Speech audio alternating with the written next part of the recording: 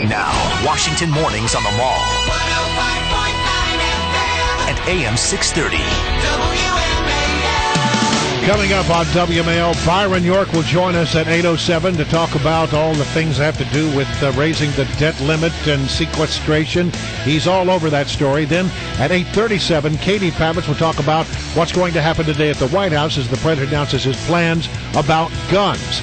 You're listening to WMAL, the station where Washington comes to talk. It's also the station where we give you stuff. That's right. You're going to want to stick around. Later on in this half hour, we'll give you the details, and we're going to take your calls. It's going to be the fifth caller that calls in, but don't start calling now. The fifth caller that calls in is going to get free tickets to an inaugural ball. Listen, whether you voted for this president or not, he is the commander-in-chief of our troops, and we at WMAL, we stand by our troops, and this is going to be a special inaugural ball Monday night in honor of the U.S. Armed Forces, so stick around for that. Joining us now, KT McFarland, Fox News national security analyst and host of FoxNews.com's DEFCON 3, which is on at 2 p.m. on Wednesdays at live.foxnews.com. Hey, KT, it seems this weekend the president declared an end to the Afghanistan war. But that's not quite the same as declaring victory, is it? Look, the Afghanistan war is like that house guest that just won't leave. The minute that house guest leaves, you're not going to talk about him again. You're not going to say what a dopey idea it was to get that guy there in the first place. This is a war that's gone on way too long, and it's been, I think, quite unsuccessful. Wait, but this is the good war. This is the war that was a war of necessity. Right, and this is the war that the president defied many of his advisors on and military advisors, and did a troop surge with it, of course, with a deadline on that troop surge. And isn't this move this weekend an admission that he failed? Yeah, it is. But he's not the only one that failed in Afghanistan. You know, Afghanistan has been a disaster since December of 2001, as far as I can tell. We went in there to get al-Qaeda out of Afghanistan, and by December of 2001, we did. They were down to less than 100 of them.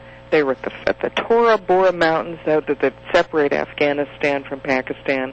They got on one rickety bus. Apparently, supposedly, Osama bin Laden had written his last will and testament on a little scrap of paper, and somehow we didn't finish him off. They fled into Pakistan. We should have followed them into Pakistan and slaughtered them. We didn't. They went to Pakistan. We went to the Pakistanis and said, here's $2 billion a year. Why don't you guys get rid of them? Well, of course the Pakistanis didn't get rid of them. For $2 billion a year, they kept them alive. And we then stuck around in Afghanistan and tried to nation build. And it was at that point, I think the policy was doomed for two reasons. You try to nation build on the back of a corrupt, incompetent government like the Karzai government has been, you're never going to nation build.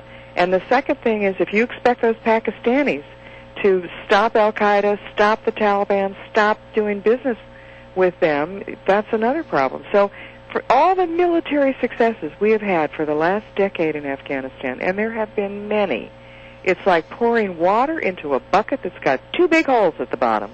One is the corrupted, incompetent central government of Afghanistan, and one is the government of Pakistan, which refuses to clean out the safe havens. You just keep pouring that water in, and you're never going to fill that bucket. I want to talk about the next Secretary of Defense, which is beginning to increasingly look like it's going to be Chuck Hagel, despite the fact that some have concerns. Interesting little development in that Charles Schumer of New York has said publicly that he will endorse the nomination of Chuck Schumer to be the next Secretary of Defense. Are you surprised by that? Well, I live in New York, and Senator Schumer is well known to many in New York. And I'm sure that endorsement came at an extremely high price, and it benefited Senator Schumer. What that price is, who knows? We'll find out down the road. Wait, now what can we infer from that statement there, KT McFarland? Well, who knows? Well, but he was one of the people that everybody said, look, watch this guy because he cares about Israel a great deal. Yeah. Chuck Hagel's issue apparently is that some people don't think he would be a staunch defender of Israel, and to see him make that move meant that, and by the way, just let me add to this a little bit if I could, KT. One of the things about Schumer is in the past, he's always waited until after the hearings to make an announcement. Mm-hmm. Well, the people I've talked to who are supporters of Hagel say that Hagel looks forward to the opportunity to set the record straight on his relationship with Israel. And so, presumably, Senator Schumer has been persuaded that he will set the record straight and that he does support a strong and independent state of Israel. My problem with Hagel all along has not been over policies. I think he was right on Afghanistan and Iraq. My problem is just solely the Iran, Israel, United States triangle. The thing is not so much, nobody wants Iran to get nukes, okay? We don't want them, Israel doesn't want them to get nukes. Neither of us want to go to war over it. Israel doesn't want to, the United States doesn't want to. The difference is the United States and Israel have different red lines of what they can accept on the part of Iran. So the question then becomes, does the United States and Israel, do we work in concert? Do we know what each other's doing? Even though we may not agree on everything, do we keep each other close? Or does the United States push Israel away? If the United States pushes Israel away, which looks like the Obama administration is going to do, so if the body language and everything else would indicate that Obama and Netanyahu don't get along very well, and if Hagel, who is perceived to have antipathy towards the state of Israel, if that's the policy, to push Israel away, to chastise Israel, I've heard one person very close to the administration say, we should have sanctions against Israel. Yeah. If that's the attitude, then you're pushing Israel into a position where it's going to take action on its own. And what that means is it might take preemptive military action. And while it starts that fight, it doesn't finish that fight. It drags the United States in. So for me, and that's a very complicated way of saying, I've got real questions, because for me, the most important thing is to be close to Israel right now. Know what they're doing. Maybe you don't want them to do something. Tell them about it. Explain it to them. Find a way together to stop Iran short of using weapons. K.T. McFarland's our guest. She's forgotten more about national security than you're ever going to know. And, K.T., we always love having you. I wanted to shift to Syria for a minute. Our colleague, Chris Plant, I think, did a whole hour yesterday during the 9 o'clock to 10 o'clock hour about our strategy in Syria and what's going on there. And his hypothesis, and I'd love to bounce this off of you, is that the American policy really is to not do anything there, because as long as they keep fighting, who are you going to back? You don't know who the rebels really are. You don't want to back the wrong group who ends up being, Muslim Brotherhood terrorists. It's not good to back Assad because he's Assad, so let him just keep shooting it out and keep killing each other. Ultimately, it's going to be better off for us if there's less of them to worry about. That's a pretty cynical approach. That's Chris Plant for you. Well, but, there was my former boss, Henry Kissinger, used to say about the Iran-Iraq war, and I'm going to misquote him and I'm going to garble it, but it's a war you hope goes on forever. Yeah, it's like a football game between USC and Notre Dame. You don't want either side to win. Yeah, and I think the problem with Syria is as horrific as it is now.